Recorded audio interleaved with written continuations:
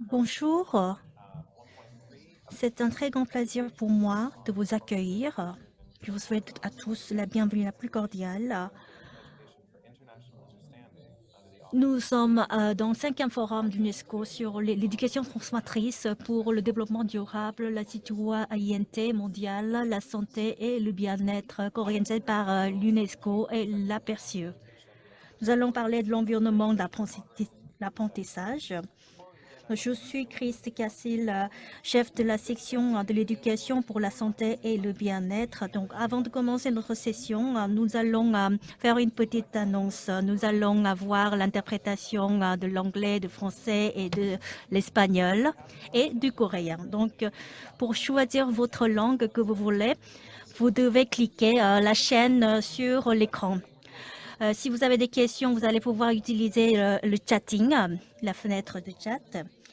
Nous allons enregistrer notre session.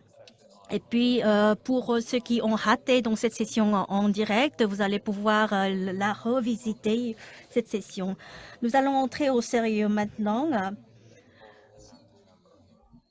Donc, lorsque les étudiants ou bien les élèves se sentent sécurisés ou bien sains dans leur environnement d'éducation, ils peuvent avoir un résultat plutôt favorable. Donc, on va aujourd'hui regarder ce qui est l'environnement d'apprentissage. Et puis, nous allons regarder la citoyenneté mondiale et aussi les défis pour le futur et puis la voie où on doit se diriger dans l'avenir. Et aussi, nous allons pouvoir traiter les deux questions.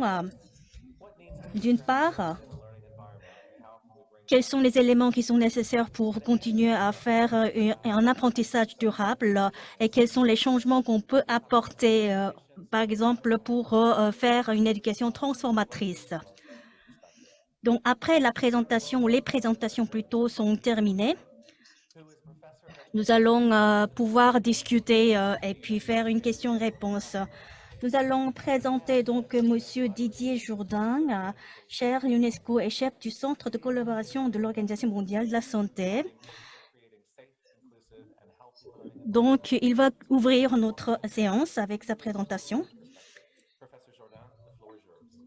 Donc, pour faire un environnement d'apprentissage favorable sur l'éducation transformatrice, quelles sont les initiatives qui sont prises dans le monde? Il va nous parler de cela. Mesdames, Messieurs, c'est un grand plaisir de contribuer à ce forum sur l'éducation transformatrice et d'introduire l'environnement d'apprentissage dans cette séance. C'est vraiment un grand plaisir pour moi.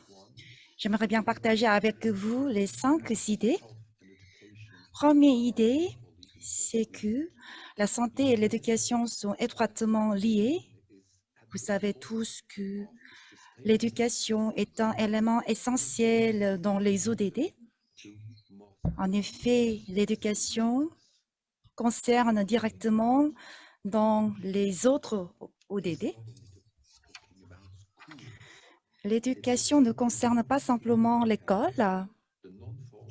Cela concerne également l'éducation non formelle telle que les associations et le club de sport. Et l'éducation informelle, ce qu'on a appris de la part des familles, des amis, des SNS. Alors, lorsqu'on pense aux environnements d'apprentissage, nous devons prendre en compte non seulement le système éducatif formel, c'est-à-dire l'école, et également l'éducation non formelle et informelle. Si on parle aux écoles, nous devons savoir clairement pourquoi les écoles doivent prendre en compte la santé.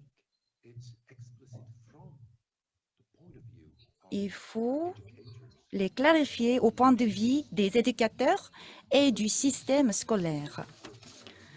Première raison, c'est qu'une mauvaise santé inhibe l'apprentissage. C'est la raison principale que les écoles doivent adopter des initiatives liées à la santé afin d'améliorer leurs tâches fondamentales consistant à maximiser les résultats d'apprentissage des élèves. Deuxième raison concerne à la citoyenneté, parce que l'éducation à la santé est une partie essentielle de la culture transmise de génération en génération dans toutes les civilisations. La citoyenneté est un bon moyen de transmettre et de partager les idées, visions, pratiques avec la famille et la communauté plus large. Alors, qu'est-ce qu'on connaît sur la santé et l'éducation? Comment nous pouvons améliorer la qualité d'apprentissage et les résultats d'éducation? La recherche montre que le curriculum, l'enseignement et l'apprentissage ne sont pas suffisants. Le résultat d'éducation est lié à l'environnement d'apprentissage et aux relations entre l'école, la famille et la communauté.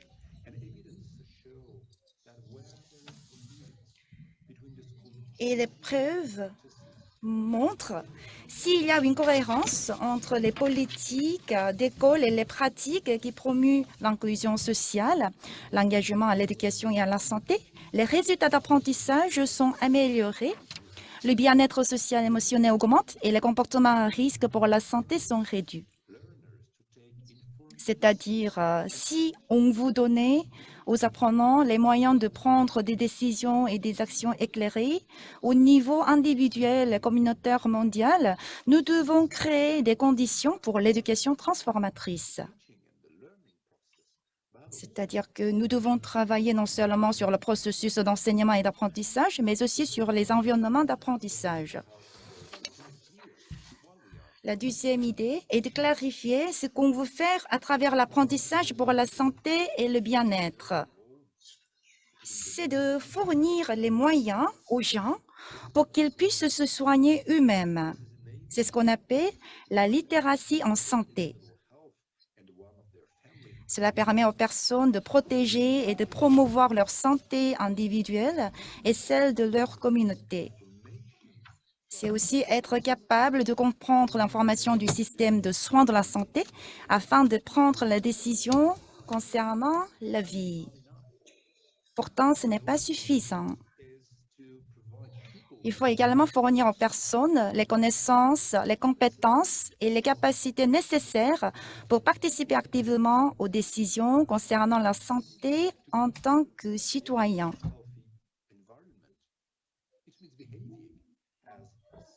Afin de contribuer à la création de l'environnement sain, c'est-à-dire que ça permet aux personnes d'agir avec la citoyenneté, c'est-à-dire que la littératie en santé est nécessaire en tant qu'instrument. Nous avons également besoin de la citoyenneté pour la santé.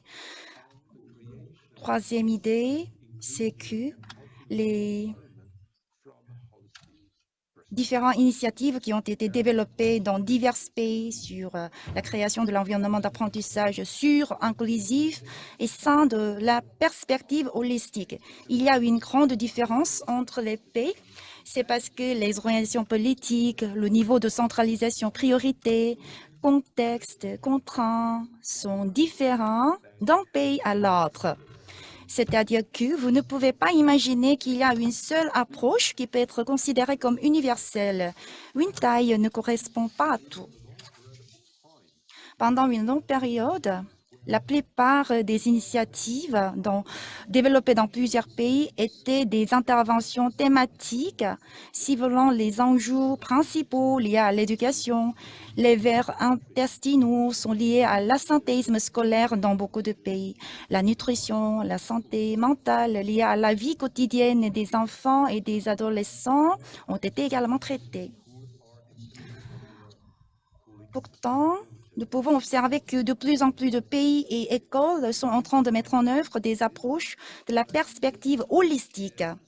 C'est-à-dire que les stratégies, les politiques scolaires visent à agir de diverses manières sur les politiques et pratiques, à remoduler l'environnement, construire le partenariat, apporter un changement durable à travers le cadre scolaire. Ces initiatives considèrent en commun 6 dimensions: politique scolaire, curriculum, enseignement-apprentissage, environnement physique, environnement socio-émotionnel, relations avec la famille et la communauté, rôle de la santé scolaire, des infirmiers, des docteurs. Si on regarde ces initiatives du secteur de la santé, telles que l'école de promotion de la santé, et il y a également le secteur d'éducation, tel que l'ensemble de l'école, l'ensemble de la communauté. Et il y a également une initiative Fresh de la part du partenariat intersectoriel, tel que concentrer les ressources sur une santé scolaire efficace. Toutes ces initiatives doivent être basées en commun sur la perspective holistique avec une intervention de l'apprentissage et l'enseignement d'une part et l'environnement d'apprentissage d'autre part. Donc, nous devons identifier le levier pour le changement. La recherche montre que nous devons traiter simultanément les politiques, les structures, systèmes, pratiques et les ressources humaines.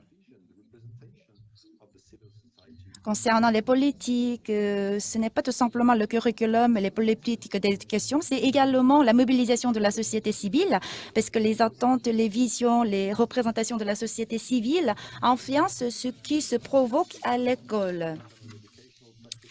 Ce système et structures sont liés à la gestion d'école et des besoins spéciaux des élèves et partenariat, relation avec la famille. Les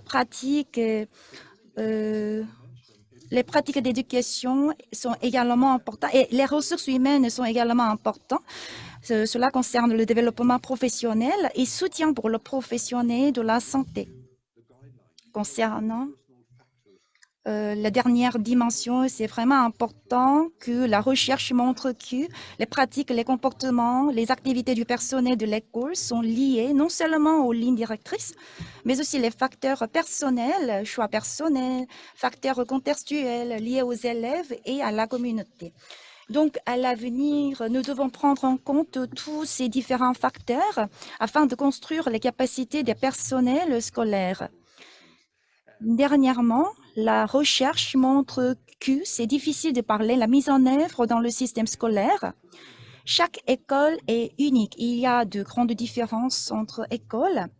Donc, c'est mieux de parler de l'amélioration de la qualité et les résultats du service rendu aux élèves.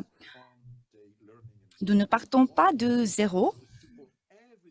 Chaque école travaille dans leur environnement d'apprentissage. Ce qu'on a besoin est de soutenir chaque école afin d'améliorer la qualité et les résultats de service rendus à tous les élèves. Pour conclure cette présentation, j'aimerais bien vous faire savoir une référence très intéressante. Ce sont des normes indicateurs mondiaux pour une école santé. J'ai mentionné différentes dimensions auparavant, politique scolaire, environnement socio-émotionnel, environnement physique scolaire, système de soins, service de soins, curriculum, partenariat. Toutes ces choses sont organisées dans les normes mondiaux. Vous pouvez trouver les normes eux-mêmes et également les lignes directrices pour la mise en œuvre. C'est vraiment concret. Ces normes concrètes permettent de faciliter la transformation en clarifiant les personnels scolaires et les familles, les éducateurs, les décideurs, ce qui sont très importants dans l'environnement d'apprentissage afin de contribuer à la transformation. Maintenant, il y a des politiques liées à l'environnement socio-émotionnel, les capacités la construction des capacités professionnelles, la surveillance. Ces normes et indicateurs sont disponibles. En résumé, c'est que la santé et l'éducation sont étroitement liées. À l'avenir, nous devons prendre en compte non seulement l'enseignement et l'apprentissage, mais également l'environnement d'apprentissage. Deuxièmement, concernant l'apprentissage pour la santé, nous avons besoin de la littératie en santé et la citoyenneté pour la santé. Troisièmement, tenant compte de toutes les choses que nous avons connues à travers les recherches, les pratiques, nous devons utiliser une vie holistique en essayant d'influencer les différents déterminants de l'environnement d'apprentissage. Le levier politique stratégique pour le changement est lié aux politiques, structures, systèmes, pratiques et ressources humaines. Et je vous ai parlé également des indicateurs de réussite. Merci de votre aimable attention. Merci beaucoup, monsieur, pour votre présentation éminente. Et surtout, c'était une approche globale qui était importante pour donc améliorer une éducation transformatrice vers la santé et non seulement l'éducation elle-même, mais l'environnement de l'apprentissage est très important. Merci beaucoup pour votre présentation encore une fois. Maintenant, nous allons regarder quels sont les éléments nécessaires pour une éducation sûre. Nous allons accueillir M. James Hoggins Norman. Bienvenue. Donc, c'est le directeur du Centre national anti-bullying, donc anti-intimidation de Dublin City University, Irlande, et également cher UNESCO sur la lutte contre le harcèlement à l'école et dans le cyberespace. Merci beaucoup. C'est un très grand honneur pour moi de pouvoir être avec vous. Et merci beaucoup de m'avoir accordé cette précieuse occasion. Nous allons donc regarder le slide pour commencer. Alors aujourd'hui, ce que je voulais vous dire, c'est que en ce qui concerne l'éducation transformatrice, comment on va pouvoir appliquer une approche globale. Et donc, je vais vous présenter l'exemple de l'Irlande. Nous regardons donc le slide suivant. Donc, ce qui est l'intimidation, il y a plusieurs définitions. Selon le savant Dan Oleus, il disait que donc l'intimidation est une compréhension en fait est définie comme comportement agressif indésirable qui se répète dans le temps et implique un déséquilibre de pouvoir et de force. Donc l'UNESCO avait donc défini en 2020, donc en adoptant cette théorie de M. Oleus pour définir l'intimidation. Et ce qui est le plus grand problème, c'est que, en fait, le problème dans la définition de l'hypothèse d'intimidation auparavant, c'était définir juste que c'est une relation dyade, mais ce n'est pas le cas. Et ça peut être multi-personnel, par exemple. Et puis, autre hypothèse qui considérait en fait les caractéristiques ou bien la nature des enfants. Et puis, ça avait un rapport avec le sentiment de l'acteur. Et puis aussi que le phénomène va rétrécir une fois qu'il y a la surveillance ou contrôle. Ce sont des hypothèses. Ce sont des hypothèses qui sont bien restrictives et qui sont assez limitées. Et aussi, en fait, la phrase est également nuancée dans cette hypothèse. Nous regardons donc le slide suivant. Merci beaucoup. Donc, concernant les initiatives d'intimidation pour lutter contre l'intimidation, donc on regarde en général un modèle unique pour appliquer dans toutes les situations de l'harcèlement. Donc pour l'UNESCO, au comité de sciences ou bien d'autres comités d'UNESCO, souvent on regarde qu'il y a une seule face qu'on adopte. C'est-à-dire il y a un seul responsable, bien un responsable en termes d'établissement. Donc, on vise en fait une seule personne, bien un responsable. Mais en réalité, il faut que la responsabilité soit plus large, c'est-à-dire le système éducatif. Donc, il y a 9 différents composants de l'approche globale de l'éducation. On ne va pas pouvoir laisser abandonner un des 9 et en choisissant un seulement, ou bien quelques-uns seulement. Et on doit les intégrer tous ensemble. Bien sûr que c'est difficile de réaliser et complexe, mais il faut tout de même réaliser les 9 composants ensemble pour maîtriser bien l'intimidation. Nous regardons le slide suivant. Premièrement, il faut un leadership politique du niveau national pour lutter contre l'intimidation. Donc, les décideurs politiques ou bien les metteurs des mesures politiques doivent en fait prendre la priorité et de lutter contre l'intimidation. Voilà, donc on regarde le slide suivant. Par exemple, en Irlande, nous avons pris beaucoup d'initiatives pendant ces 10 dernières années. Donc, le gouvernement a organisé un forum anti-intimidation. Et puis, nous avons également publié un plan d'action du gouvernement contre l'intimidation et aussi les lignes directrices pour lutter contre l'intimidation. Et pour l'Irlande, nous avons également adopté l'ordonnance du gouvernement et aussi d'autres politiques pour lutter contre l'intimidation. Et le gouvernement a pris donc la décision d'adopter la loi prioritaire de l'enfant avec les lignes directrices. Et puis également, le ministère de l'Éducation a élaboré les lignes directrices au sein de leur ministère. Et puis, nous avons également élaborer un plan d'action pour la sécurité en ligne et puis le communiqué politique et cadre de pratique du ministère sur le bien-être. Et puis donc, on avait élaboré les politiques concernant le gouvernement de l'Irlande. Le slide suivant, s'il vous plaît.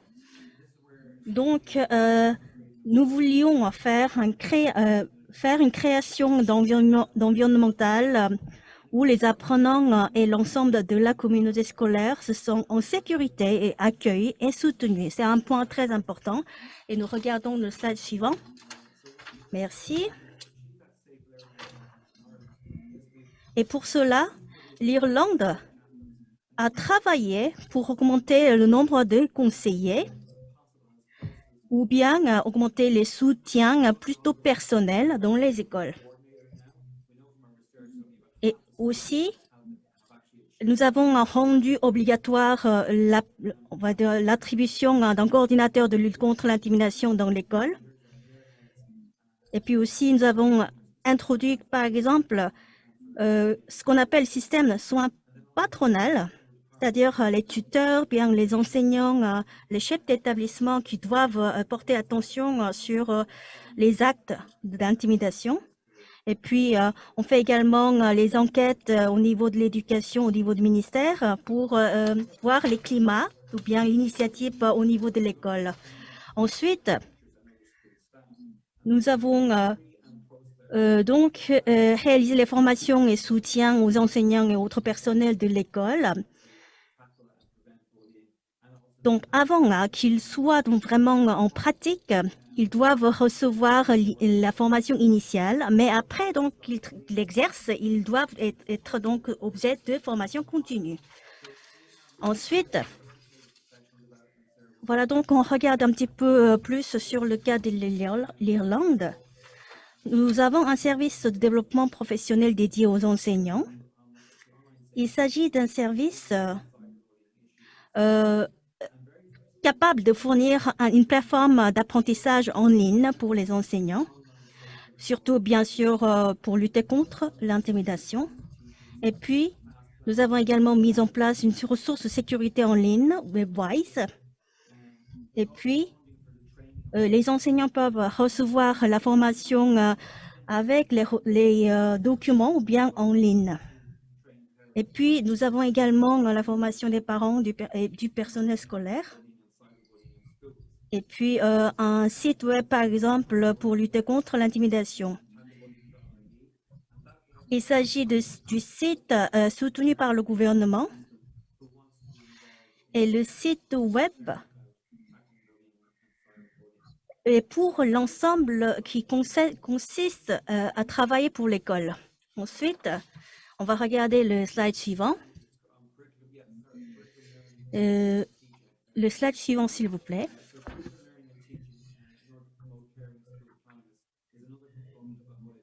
Voilà, donc,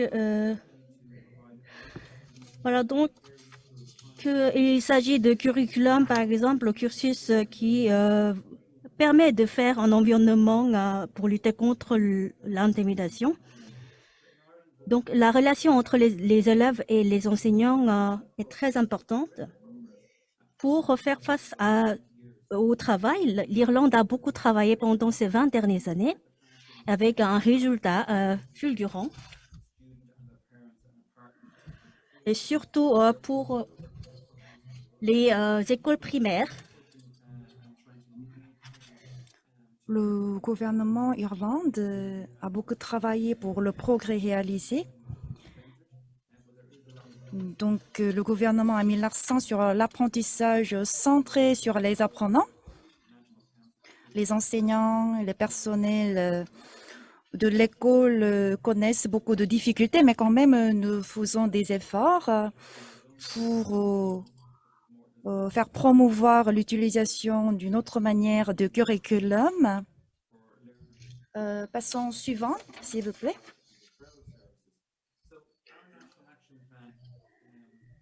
C'est le mécanisme de signalement pour les apprenants affectés par l'intimidation avec le soutien et l'orientation. Il y a un responsable sur la surveillance de l'intimidation, c'est un élément vraiment important.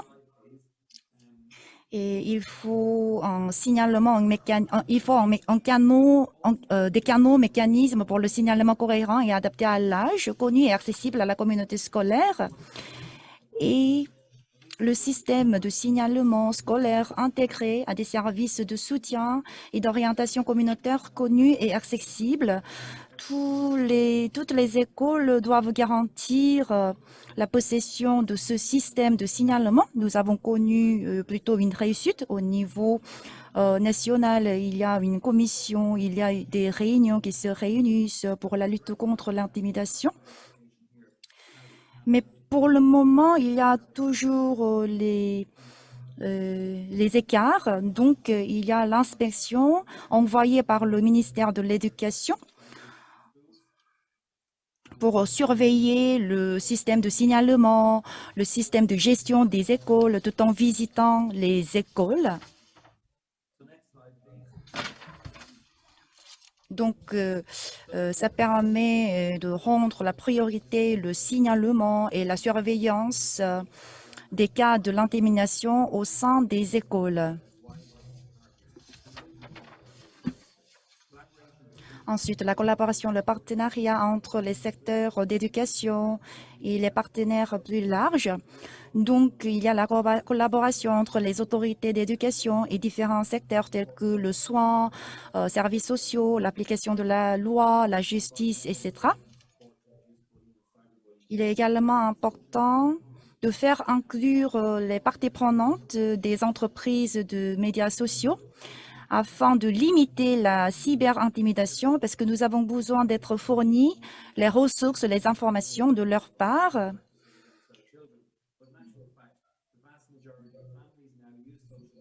Parce que parfois, l'école n'assume pas leurs responsabilités, mais en réalité, l'école utilise beaucoup les entreprises de médias sociaux. Donc, ces entreprises de médias sociaux peuvent jouer un rôle important dans la lutte contre de l'intimidation. Passons suivante. Je vais vous parler 12 exemples de l'Irlande. Nous avons un programme de lutte contre l'intimidation et de sécurité en ligne qui s'appelle FUSE, c'est ce qu'on a développé. C'est développé par le centre anti-bullying de l'université Dublin City en Irlande. C'est un travail collaboré avec Facebook et le ministère de l'Éducation. On met l'accent sur la résilience plutôt que la prévention. Donc, la réponse, la reconnaissance et le signalement des cas de l'intimidation. Une fois que l'intimidation se provoque, il est très important de saisir ces cas de l'intimidation. Ensuite, nous avons créé un conseil consultatif national sur la sécurité en ligne. Slide suivant. Toutes les parties prenantes de la communauté scolaire doivent être impliquées dans les initiatives de lutte contre l'intimidation et également les parties prenantes publiques. C'est un élément vraiment important. Voilà les exemples d'Irlande, le programme FUSE. Donc, au sein de l'école, à travers ce programme FUSE, à travers les initiatives de connexion, action, inclusion, pour lutter contre l'intimidation, nous avons connu des réussites. Donc, c'était une approche holistique proposée par l'UNESCO. Merci beaucoup de votre aimable attention. Merci beaucoup, professeur Onyx. C'était un exposé très intéressant. En 2020, la lutte contre l'intimidation, c'était vraiment intéressant de savoir comment vous avez adopté des différents programmes concernant la lutte contre l'intimidation en 2020. Vous pouvez trouver toutes ces informations sur le site web de l'UNESCO. J'invite maintenant notre troisième intervenant, Madame Voloshimek Dagva. Elle est spécialiste des adolescents et du VIH/SIDA UNICEF en Mongolie.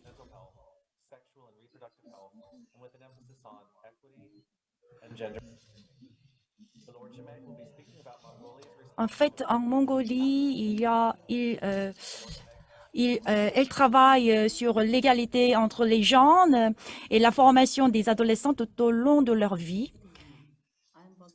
Bonjour, je suis Voloshimek, spécialiste des adolescents et du VIH/SIDA au bureau de l'UNICEF en Mongolie. Tout d'abord, je vous remercie de m'avoir accordé cette opportunité pour participer à ce forum important. La Mongolie est un vaste pays avec la densité démographique la plus faible au monde. La distribution démographique est extrêmement déséquilibrée. La moitié de la population habite à la capitale de la Mongolie, Ulaanbaatar. La Mongolie est un pays jeune avec 45% de la population en dessous de 24 ans et 15% de la population sont des adolescents. Mais malheureusement, beaucoup de problèmes liés aux santé, éducation, sécurité et bien-être ne sont pas adressés de manière adéquate par le gouvernement. La santé mentale des adolescents est l'une des questions les bien négligées. Et pourquoi la santé mentale des adolescents est si importante pour la Mongolie? À travers les médecins, les informations concernant les causes des problèmes de la santé mentale des adolescents ne sont pas suffisantes. On a suffisamment de preuves pour commencer à travailler dans cette zone. En 2019, la Mongolie a enregistré un taux élevé de suicide dans la région. Le taux n'est pas seulement élevé, mais aussi en hausse avec le temps. Difficile de croire que 30% adolescentes filles âgées de 16 à 17 ans ont pensé déjà à se suicider en 2013. Alors, par où commencer? On a voulu voir nos adolescents suffisamment forts et ingénieux pour confronter à n'importe quel risque dans leur vie, et ce, afin de faire face aux problèmes ingénieusement et d'aider ainsi d'autres membres de leur communauté et dans le but de sensibiliser la question et sensibiliser également leur message. Pour cela, on a besoin de construire un environnement sûr et favorable et il faut savoir répondre à leurs besoins. Ainsi, on a commencé à travailler avec l'environnement de proximité, autrement dit les écoles, les installations de soins primaires, les espaces des réseaux sociaux, les pères et les familles. Construire un environnement pour renforcer la santé mentale des adolescents était l'un des programmes importants en Mongolie. La loi sur la santé mentale et la loi sur le droit de l'enfant étaient soutenues par les programmes nationaux sur les maladies non transmissibles et sur le développement et protection des enfants. Au-delà, le ministère de l'Éducation a publié le document sur la politique sur les activités extrascolaires et l'actuel ministère de l'Éducation travaille également sur le renforcement de la santé mentale dans l'école. Voici notre stratégie sur le système de renforcement. Cela inclut l'éducation sanitaire à l'école à partir de 2018 et la santé mentale fait partie de 6 composants clés. Nous soutenons cette initiative avec la formation des enseignants et le développement des matériels support pour l'apprentissage supplémentaire pour les enseignants. Et nous avons également formé quelques personnels travaillant pour la santé mentale des adolescents. C'était dans le but d'identifier les problèmes de la santé mentale des adolescents, de fournir des conseils au niveau familial et de connecter aux meilleurs services de soins de la santé mentale si besoin. Nous avons aussi formé les enseignants de la classe sur la santé mentale des adolescents et avons également soutenu l'éducation des parents. Et c'était une initiative très réussie avec beaucoup de feedback positif des parents et des enseignants. Aux côtés du secteur de la santé, on aide le gouvernement à développer le cursus de la formation à post-grade pour les médecins pour les adolescents. Et aussi un modèle interactif court pour les médecins d'école. Le ministère de l'Éducation prend de plus en plus conscience de l'importance de la santé mentale des adolescents dans l'école, spécialement après le Covid pendant ces dernières 2 années. Cette année, le ministère de l'Éducation a pris la décision d'attribuer les psychologues dans toutes les écoles. C'est un engagement à long terme qui ne pourra pas être accompli en un an, mais on a déjà commencé et actuellement, 9% des écoles publiques sont dotées d'un psychologue. On a sélectionné une province pour assurer que toutes les initiatives supportées par l'UNICEF seront pleinement accomplies dans cette région. On a utilisé la méthodologie avec un questionnaire avec les points forts et les difficultés pour identifier l'état de la santé mentale des adolescents dans cette province. Et on va répéter cette enquête l'année prochaine et va espérer que cela nous aidera à analyser le résultat de notre intervention dans cette région. L'intervention dans cette province a été cadrée par le plan d'action provincial sur l'amélioration de la santé mentale des adolescents. Et cela inclut le réseautage de la formation du second niveau, les professionnels, les travailleurs sociaux, les médecins scolaires et les professionnels des premiers soins de la santé mentale des adolescents, la méthode de conseil. Et cela inclut également l'éducation des parents fournie par les enseignants de l'école et le programme sur la construction des capacités pour les adolescents à travers les activités extrascolaires depuis le cursus dernier. Le renforcement des capacités des adolescents est un composant important pour le programme de la santé mentale des adolescents. En termes de programme, nous avons développé 2 types de programmes. Un pour les jeunes adolescents et un autre pour les plus grands. Cela a été conçu pour être exécuté à travers l'école avec bien l'aide des enseignants. Et généralement, le design pour les jeunes est conçu avec les tâches qui devront être exécutées ensemble avec les membres de famille et ensemble avec les camarades pour ceux qui sont les plus grands. Les filles sur la photo que vous voyez disaient que la partie la plus importante du programme était la partie liée à la finance. Ensemble, elles ont examiné les termes et conditions de différents épargnes bancaires et chacune a créé un compte d'épargne. Concernant les activités extrascolaires, c'est une plateforme importante pour nous et pour renforcer les capacités des adolescentes. De différents types d'apprentissage sont soutenus par l'UNICEF. Et l'initiative la plus récente était de créer un club d'autodéfense pour les enfants multinationaux avec un composant psychologique, un aide psychologique intégré pour les formateurs. Éducation des pairs, peer education sur la santé mentale est une nouvelle approche pour nous. Cette approche combinée de la formation des parents et des formateurs a été mise en place avec succès dans les zones dites focus. On a également dirigé un challenge d'innovation des jeunes en 2017, résultant 19 solutions basées sur les TIC, après 72 heures de hackathon organisé par l'UNICEF Mongolie. Quelques solutions ont été conduites après le produit final et actuellement, c'est en stade d'essai. Le COVID-19 a accéléré l'ensemble des problèmes de la santé mentale existants, mais cela a également été l'occasion pour le gouvernement d'identifier les problèmes dans le support de notre initiative au niveau national. Plusieurs campagnes de sensibilisation ont été menées pendant les 2 dernières années. La plus intéressante pour moi était celle du World Mental Health Section Day Campaign, réalisée pour 10 jours avant la journée de 20 mai 2021. Et cela inclut les jeunes engagés dans la formation où on les a demandé de promouvoir les messages et ce qu'ils ont appris à leur famille et à leurs amis. L'un des bénévoles a été très fier du fait qu'elle pouvait aider ses amis et qu'elle a pu entamer une discussion avec sa mère qui souffrait de l'alcoolisme. Après une longue discussion émotionnelle, sa mère a promis enfin d'arrêter de boire. Je pense que c'est un bon résultat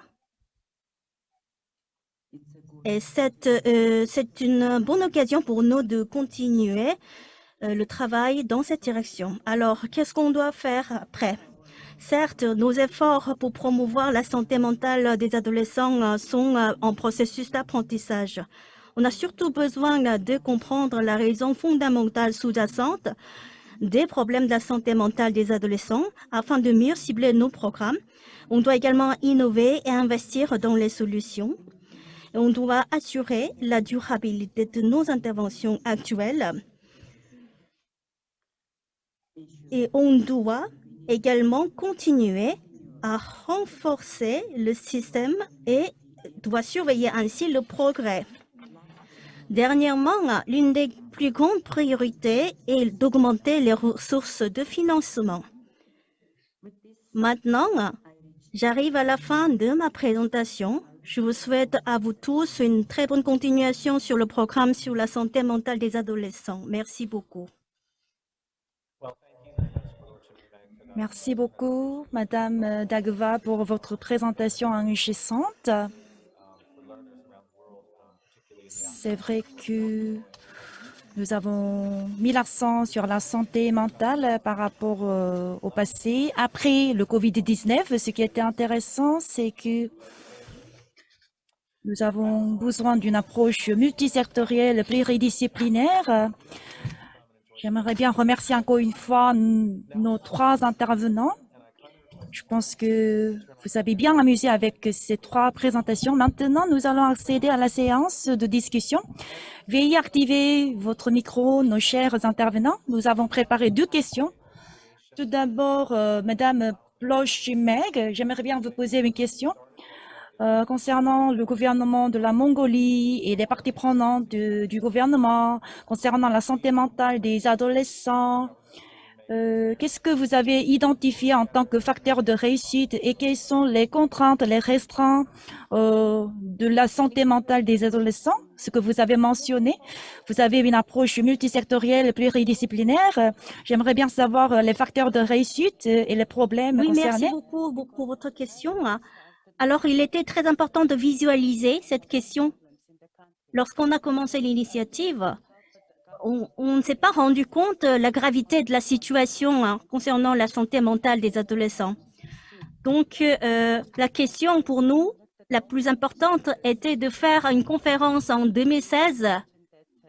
Alors, c'était les parties prenantes, par exemple, qui participaient à ce forum, qui se doutaient en fait même l'utilité de ce forum. Donc, on a invité les adolescents pour qu'ils puissent écouter la voix des adolescents. Et deuxièmement, il était très important de faire participer à différentes discussions, par exemple, problème de faible natalité, ou etc. Ce sont des problèmes qui ont été élaborés par le gouvernement, mais ce qui est important, c'est faire participer donc les gens. Donc, et il a également élaboré le document de la politique à travers donc la participation des parties prenantes. Donc, c'était un élément important.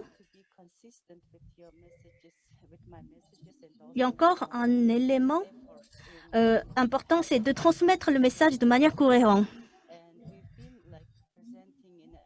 C'est-à-dire que nous devons aider le gouvernement, mais le gouvernement doit être pleinement conscient du problème. Donc, sur les plans de santé et de travail et de différents domaines, et on doit donc faire en sorte que le gouvernement reconnaît clairement les problèmes des différents domaines. Merci beaucoup. Ensuite, la prochaine question, je vais poser à Monsieur James.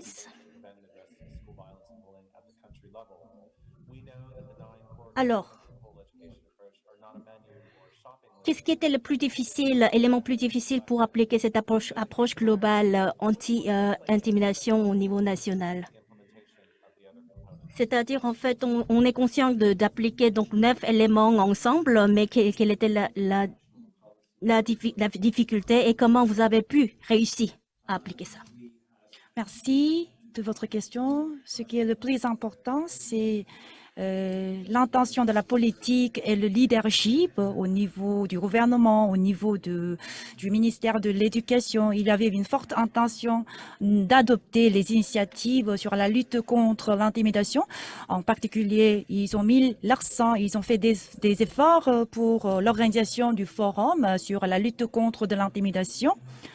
De plus, concernant ce forum, ce qui était le plus important pour nous, c'était de faire participer les voix des jeunes, c'est-à-dire la voix des adolescents, en écoutant attentivement les voix des adolescents.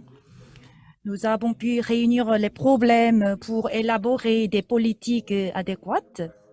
Donc, le leadership politique était un élément important dans le cadre de l'organisation de ce forum. Donc, l'intimidation, la lutte sur l'intimidation doit être une priorité au niveau du gouvernement et en se basant sur ces politiques. Chaque école applique des initiatives au niveau national, tout en bien suivant les lignes directrices du gouvernement de manière cohérente. À mon avis, c'était le point de départ le plus important.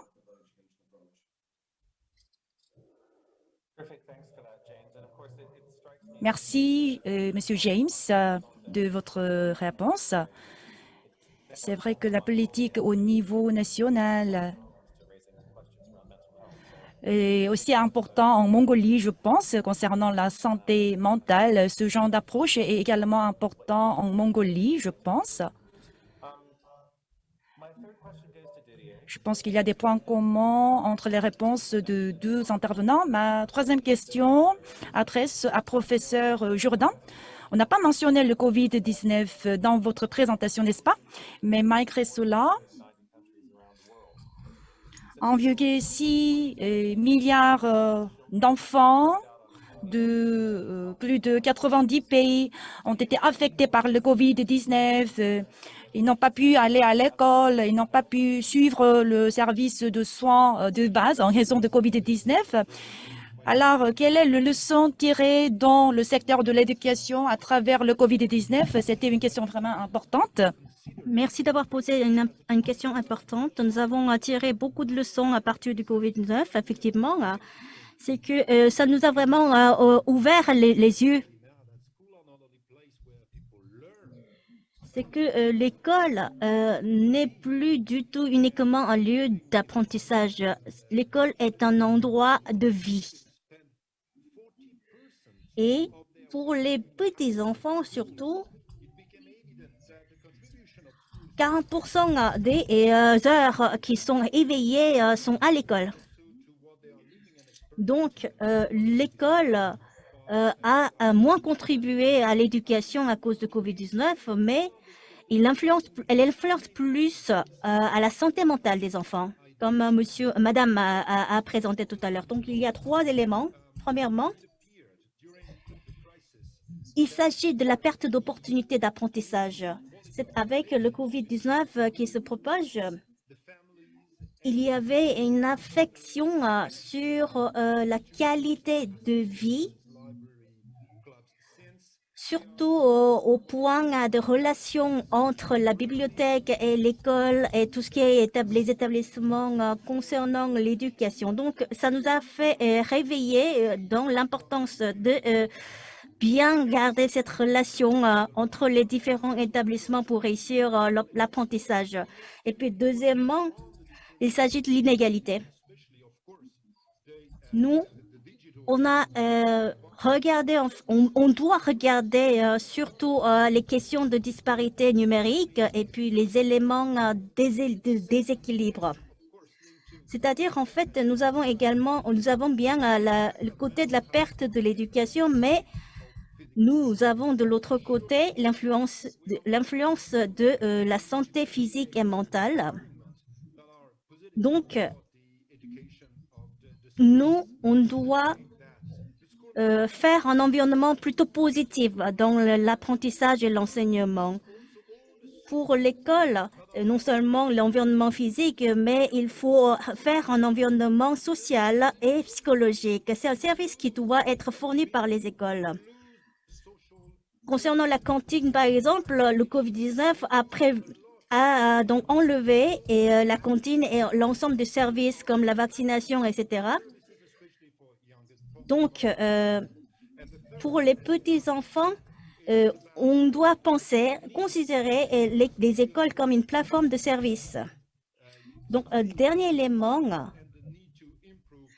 il s'agit de la résilience des écoles.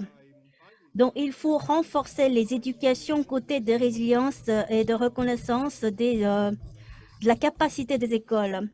Ce sont des leçons qu'on a tirées à travers le Covid-19. Merci beaucoup. Donc, le dernier point que vous avez mentionné m'a vraiment touché. C'est que il faut faire une école saine et résiliente. Et puis, il faut faire l'éducation concernant la reconstruction et puis la résilience. C'est un point très important, je pense. Et la santé. Donc, si les enfants apprennent la santé à l'école, ça pourrait être donc transmis à leur famille aussi. Passons à la deuxième question. Professeur Didier, une autre question à vous. Comme vous le savez très bien, il y a vraiment nombre d'enfants qui sont faim et qui sont obligés d'aller à l'école sans repas. Mais parfois, dans d'autres sociétés, il y a des problèmes de l'obésité des enfants. Il y a bipolarité, c'est-à-dire qu'un autre côté, il y a malnutrition, d'un autre côté, il y a l'obésité des enfants.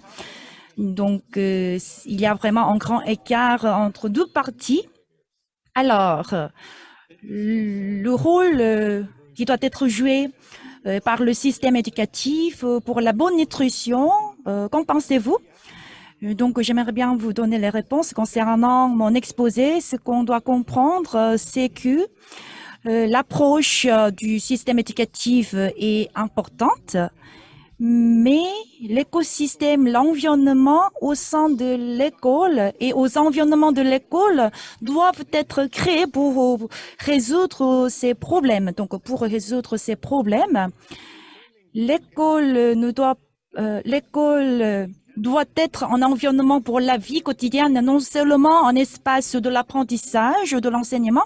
C'est pour ça que beaucoup d'écoles prennent en compte la bonne nutrition, les bonnes habitudes de repas dans leur curriculum, tenant compte des directives du ministère de l'Éducation, parce qu'on peut apprendre plein de choses à l'école. Et c'est vrai qu'on est en train de réfléchir à de nouvelles manières et nous pouvons également tirer des leçons des expériences des autres parties. Et lorsqu'on parle de système éducatif,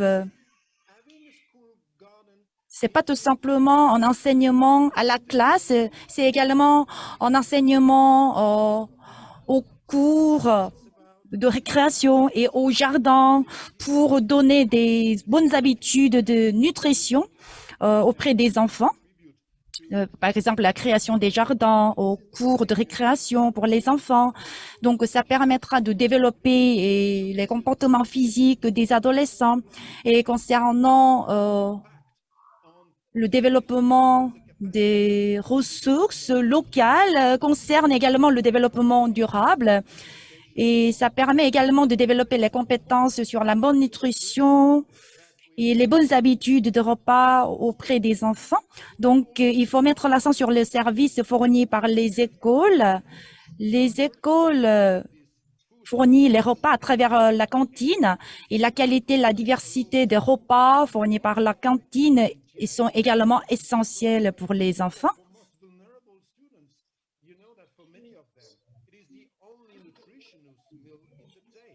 Ça permet, il est également important de soutenir les personnes, les enfants de classes vulnérables parce que le repas fourni à la cantine est le seul repas que les enfants de classes vulnérables mangent dans la journée.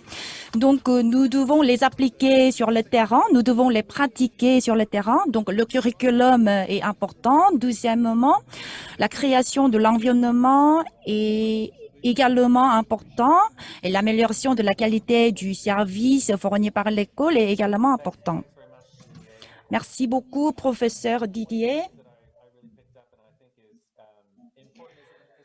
Enfin, ce qui m'a touché le plus, c'est que quand vous avez parlé des bonnes habitudes alimentaires, quand on parle de ces habitudes alimentaires, je pense que ça concerne vraiment la qualité de l'éducation hein, dans l'ensemble. C'est que l'éducation ne pourra pas être séparée d'une bonne habitude alimentaire.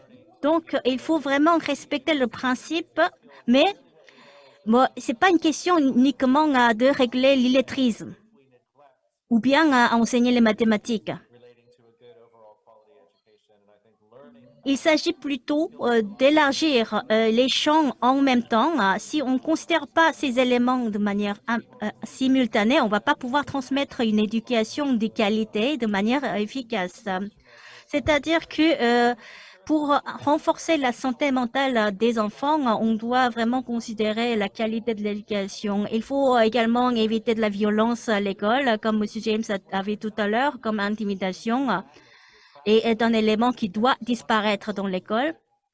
Et l'ensemble des éléments doivent être appliqués et comme ça, les enfants vont avoir le souhait d'aller à l'école et les parents veulent envoyer les enfants à l'école. Donc, les enfants peuvent manger de bonnes nourritures tout en restant donc dans les bonnes qualités d'éducation. C'est comme ça qu'on va pouvoir améliorer le well-being, le bien-être et la santé. Nous allons poser la question à Monsieur James. Si vous pouvez nous donner un conseil sur une approche globale pour les pays qui veulent donc appliquer la même méthode, quels sont les conseils que vous pouvez nous donner? Par où on doit commencer pour donc régler le problème d'intimidation ou pour faire cette approche pour lutter contre l'intimidation? Alors, pour commencer, quels sont les éléments qu'on doit entreprendre d'abord pour les pays? Merci beaucoup. Quand on a parlé avec M. Didier, c'est que l'approche, en fait, la méthodologie est un élément très important dans l'éducation. Et souvent, pourtant, on oublie ce côté de l'approche ou la méthodologie.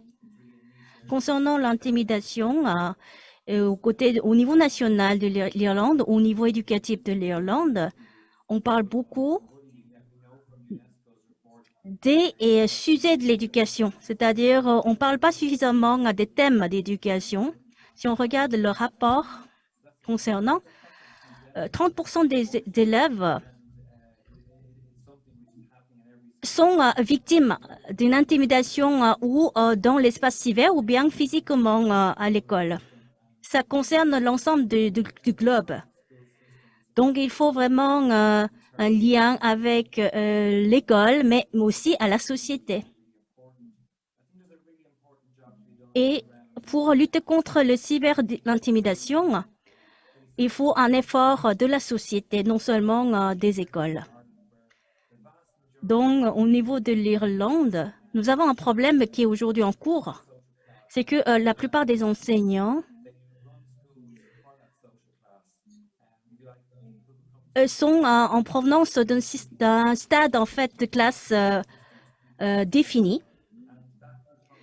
C'est que les enseignants qui ont réussi, ils retournent à l'école pour enseigner les enfants.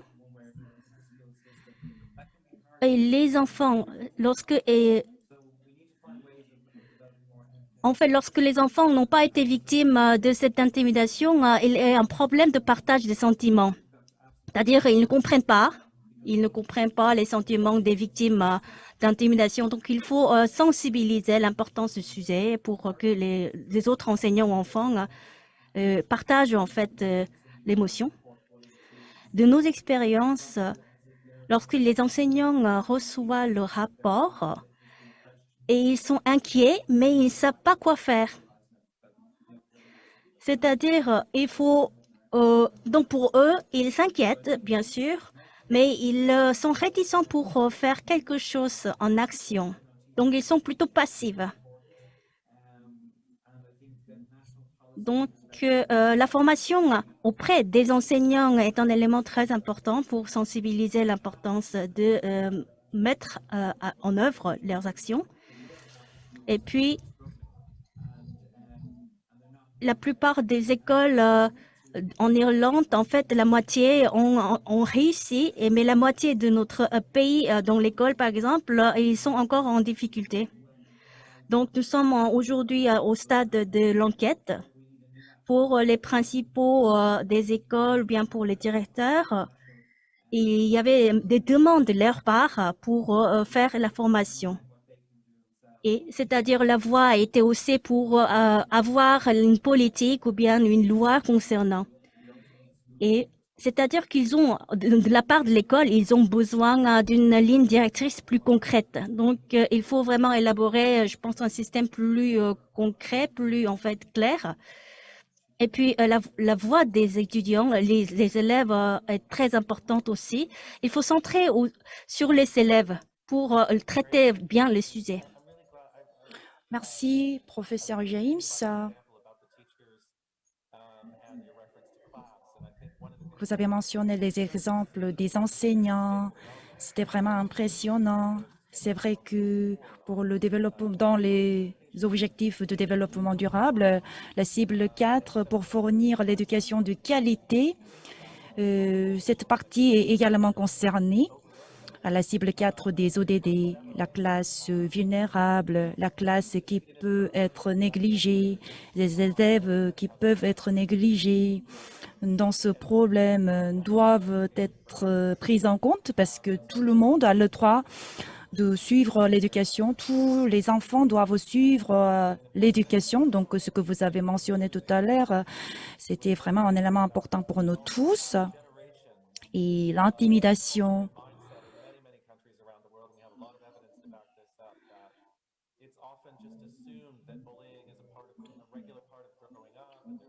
il y a beaucoup de gens que l'intimidation est plutôt banalisée. C'est un élément de développement de processus de la vie. C'est pour ça que l'UNESCO met l'accent sur l'intimidation à l'école. Il faut la prévenir, il faut la répondre, il faut la protéger. C'est ce qu'on dit toujours au niveau de l'UNESCO. On est obligé d'être sensibilisé à l'intimidation à l'école. Il faut éviter, il ne faut pas se produire l'intimidation à l'école et il faut faire des efforts pour prévenir, protéger, éliminer l'intimidation. C'était le cas exemplaire de l'Irlande. Merci encore une fois de vos réponses. Ce qu'on a parlé jusqu'à l'heure actuelle, c'est la santé mentale mentionnée par Madame Dagova, la santé mentale des adolescents. Alors, quelles sont vos propositions vis-à-vis des pays qui connaissent des problèmes similaires concernant la santé mentale des adolescents? Parce que c'est un sujet vraiment important dans beaucoup de forums, conférences internationaux, parce qu'on prend de plus en plus compte de l'importance de la santé mentale et le rôle qui doit être joué par les écoles concernant la santé mentale des adolescents. Alors, en Mongolie, quelles sont les réactions sur la santé mentale des adolescents? C'est ce que vous avez présenté dans votre exposé. Alors, quelles sont vos propositions pour les pays qui connaissent les problèmes similaires à la Mongolie?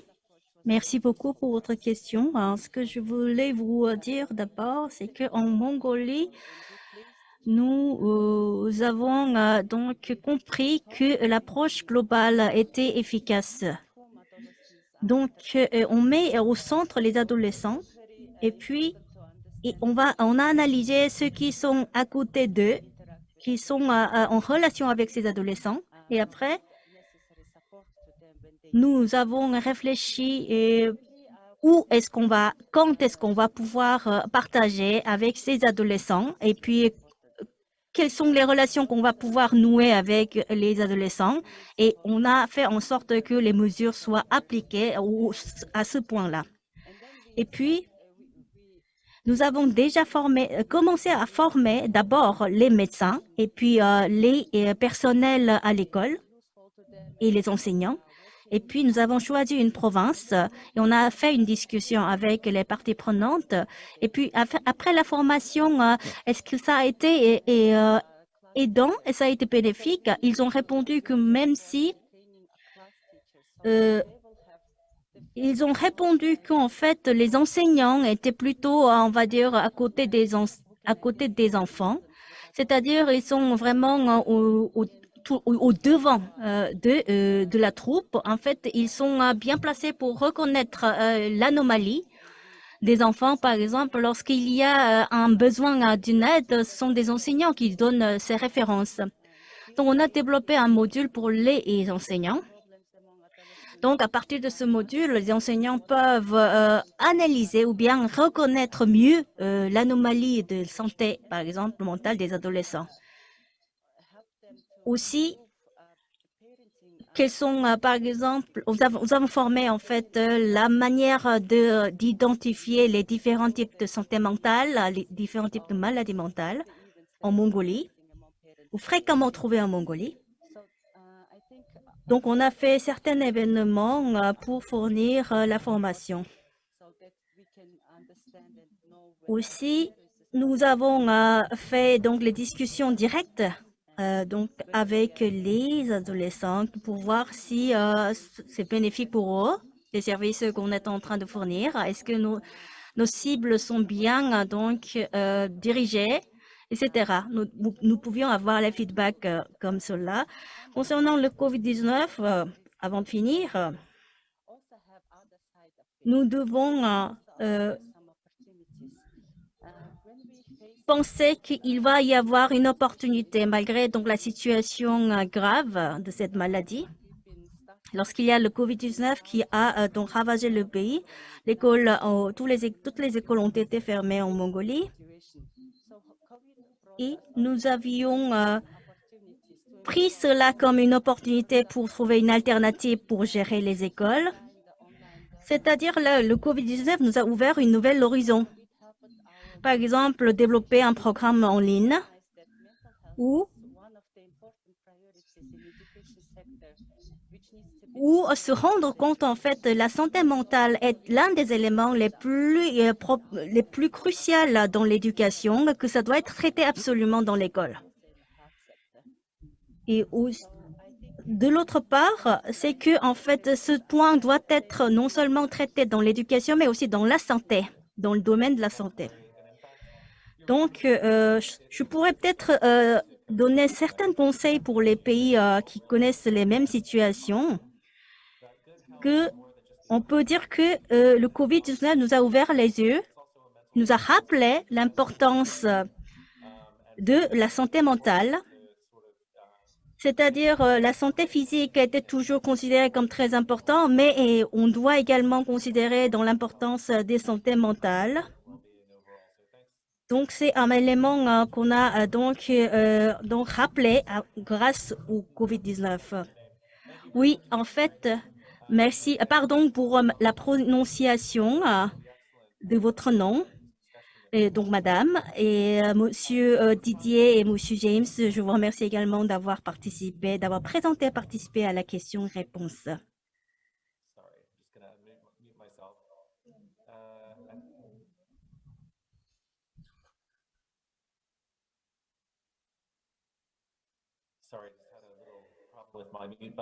Je pense qu'il y avait un petit problème technique. Je pense qu'il faut clôturer notre séance questions-réponses avec les discutants. Et donc voilà, donc nous avons partagé donc les éléments concernant l'environnement d'apprentissage dans le cadre des objectifs des ODD. Donc je remercie l'ensemble des discutants qui sont ici participants et puis qui ont vraiment donné des bonnes